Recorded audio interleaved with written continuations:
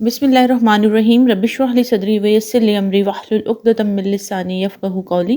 Doctor Nuzrat Amna from simplify radiology. लेटने या काफ़ी देर बैठने के बाद खड़ा होने से अगर चक्कर आने की शिकायत हो तो इस प्रॉब्लम को ऑर्थोस्टैटिक हाइपोटेंशन या पोस्चरल हाइपोटेंशन कहा जाता है। नॉर्मल इंसान में खड़ा होने पर खून ग्रेविटी की वजह से टांगों की तरफ जाता है और सर की तरफ खून का दबाव कम हो जाता है, लेकिन गर्दन में मौजूद बैरोरिसेप्टर फौरन दिमाग को सिग्नल पहुंचाते हैं और टांगों में खून की नालियां वेज़ोकंस्ट्रिक्शन करके खून दोबारा दिल की तरफ पहुंचाती हैं और हार्ट रेट भी ज़्यादा हो जाता है, जिसकी वजह से दिमाग की तरफ खून का फ्लो ज़्यादा होता है और दिमाग की तरफ खून की सप्लाई मुतासिर नहीं होती। लेकिन वो लोग जिनके बैरोरिसेप्टर प्रॉपर काम ना कर रहे हों, जिनकी नर्व्स डैमेज हों या जिनका हार्ट रेट प्रॉपर रिस्पॉन्ड नहीं करता, उनका ब्लड मुनासिब मिकदार में ब्रेन तक नहीं पहुँच पाता और खड़े होने पर उनको चक्कर आने की शिकायत होती है। अमूमन ये प्रॉब्लम मर्दों में औरतों की निस्बत ज़्यादा होती है और उम्र के साथ ज़्यादा होती चली जाती है। इस प्रॉब्लम को कन्फर्म करने के लिए हम पेशेंट को लिटाकर और फिर खड़ा करके ब्लड प्रेशर चेक करते हैं। अगर सिस्टोलिक यानी ऊपर वाले ब्लड प्रेशर में 20 मिलीमीटर और डायस्टोलिक यानी नीचे वाले ब्लड प्रेशर में 10 मिलीमीटर का डिफरेंस आए तो पेशेंट ऑर्थोस्टैटिक या पोस्चरल हाइपोटेंशन का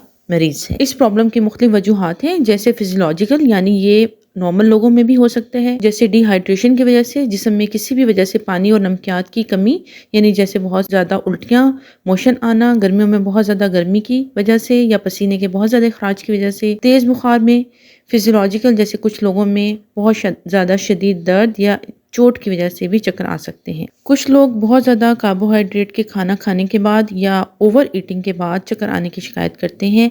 अगर ऐसा हो तो फौरी तौर पर अपने मौलिद से कंसल्ट करें। इसके अलावा इस प्रॉब्लम की कुछ पैथोलॉजिकल कॉजेज़ भी हैं, यानी प्रॉपर किसी बीमारी की वजह से। इसमें 3 बड़ी वजूहात हैं, जैसे एंडोक्राइन, ऑटोनॉमिक या हार्ट प्रॉब्लम। एंडोक्राइन में थायराइड प्रॉब्लम की वजह से, हार्मोनल इम्बैलेंस की वजह से चक्कर आ सकते हैं, या दूसरी वजह एड्रिनल ग्लैंड में एडिसन्स डिजीज की वजह से, एल्डोस्टेरोन की कमी की वजह से, सोडियम और वाटर की कमी की वजह से वाटर इलेक्ट्रोलाइट इम्बैलेंस होता है, जिसकी वजह से पेशेंट को चक्कर आ सकते हैं। ऑटोनॉमिक इंसफिशिएंसी या नर्वस सिस्टम डिसऑर्डर में सबसे बड़ी वजह है डायबिटीज। पुरानी डायबिटीज के पेशेंट में नर्व्स डैमेज हो जाती हैं, जिसकी वजह से सिग्नल ट्रांसफर में प्रॉब्लम होती है और हार्ट रेट और वेज़ोकंस्ट्रिक्शन नहीं हो पाती, जिसकी वजह से फ्लो दिमाग की तरफ नहीं जाता और उनको चक्कर आ सकते हैं।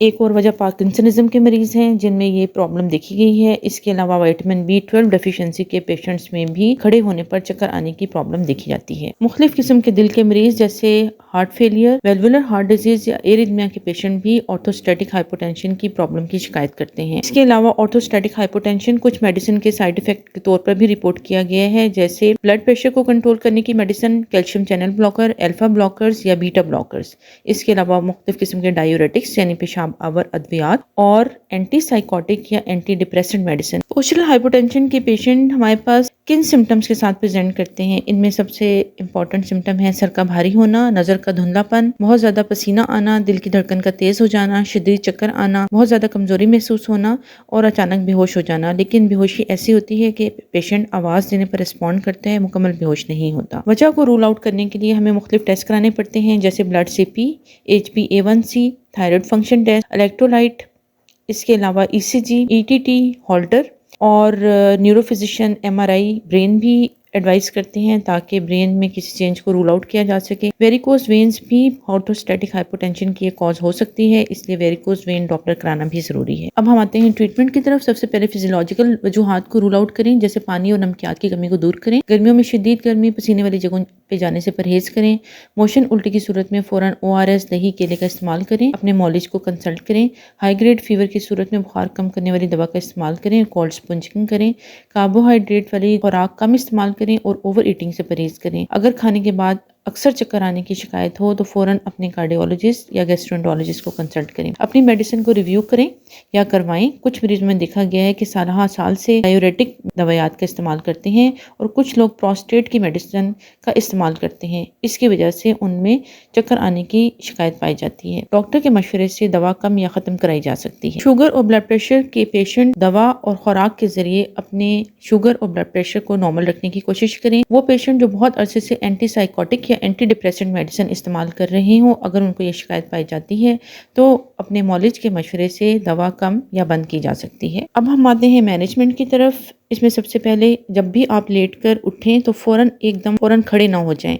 जब उठें तो बिस्तर पर 30 सेकंड तक बैठें, फिर 30 से पाँव लटका कर बैठें और टांगे हिलाते रहें। फिर 30 खड़े हों और खड़े होकर किसी कुर्सी या टेबल का सहारा लें। पंजों और एड़ी के बल पर वर्जिश करें। 30 सेकंड से 1 मिनट तक की वर्जिश करने के बाद फिर चलना शुरू करें। खड़े होकर दीवार के साथ बैक लगा लें और टांगों को आपस में क्रॉस करके खड़े हो जाएं।